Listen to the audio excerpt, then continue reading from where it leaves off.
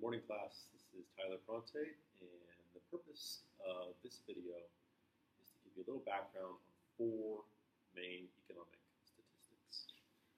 As we go through the class, different periods within American history, right, we're going to look at and consider data to explain some of the patterns and differences that we see. And so you're going to see these terms all throughout the class. It's useful here in the first module to get a basic understanding of what's being measured with the four of these. GDP, per capita GDP, unemployment, and inflation. So let's start with the first one, that's GDP. GDP is the abbreviation for this term gross domestic product. The formal definition for gross domestic product, this is going to be the total market value of all the goods and services that are produced in a country over some year.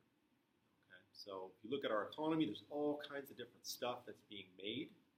If you added up the value, all that stuff that's made all over the country within the borders of, say, the US, that would represent GDP.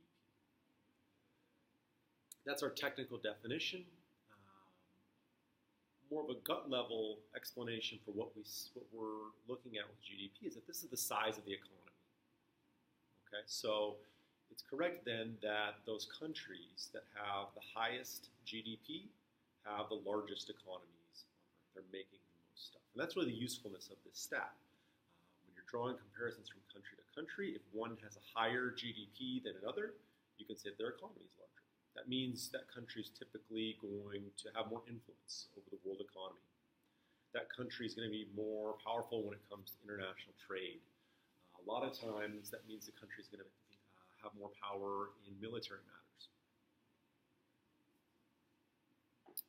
So GDP is super useful, but one of the things that it doesn't show us is the standard of living in that country, how wealthy typical citizens are. The reason for this is because when you're just looking at overall production, that can come from either lots and lots of people or not so many people.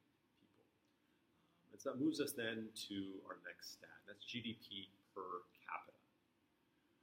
With GDP per capita, you take that same GDP that maybe you're dealing with or you calculated from up above, and you just divide that by the population. So you can think of this as output per person. GDP per capita is a super important statistic because this shows us how wealthy average citizens are. One of the most widely used stats to tell us the standard of living is the per capita GDP. Higher per capita GDP means wealthier citizens on average. A lower per capita GDP means poorer citizens on average. Okay. It's much more common that you'll see GDP, but your textbook also refers to something called GNP, that's gross national product. And those two stats are more similar than different. They're basically the same thing. The difference is in terms of whether you're considering production within a country's borders or instead production associated with the nation's citizens. Almost always GDP, GNP, per capita GNP, per capita GDP, all these things are going to be really, really close together. For our purposes, they're one and the same. Moving on then, another stat I'm sure that you've heard of is unemployment, or maybe the unemployment rate. This is the statistic that economists use to try to say something about the health of a labor market. We want to convey how easy or how hard it is for people to find a job. One key thing to keep in mind about the unemployment rate is that we leave out people who are deemed not in the labor force. And so what that means is that it's a person who doesn't have a job, but it's because they're not interested in having a job. Okay, so think potentially retired people or students or maybe a stay-at-home mom or dad or someone who's independently wealthy, I don't know. There are a lot of people out there who don't have a job, but it's not because there's no job for them, it's only because they're doing something else with their time. Those people are not in the labor force, and we don't include them in unemployment statistics, or the unemployment rate statistic. So really what that unemployment rate means is you take the number of people who are unemployed, who don't have a job but want to have one, and divide it then just by that subset of the population that's in the labor force. People who are working and people who are not working but want to. They're doing something to show that they're looking. A key mistake to avoid about the unemployment rate is to think that it's going to measure then the percentage of the total population who does not have a job. But of course, that's wrong. We just talked about it's the share of the labor force that is unemployed. The last main statistic here, a piece of data that I want to talk about is what's happening with inflation. Inflation occurs when prices are going up. And more formally, it means that the average cost, the typical cost of goods and services is going up over time. If you were to go out and measure right now the price that you pay for all the things that you typically buy, maybe a cup of coffee, your car payment, tuition, going to the movies, a new shirt, all these things that a person usually buys. If the cost to buy that list of items goes up over time, then you would say that inflation is taking place. Right? So it's not that one price is going up or that all the prices are going up.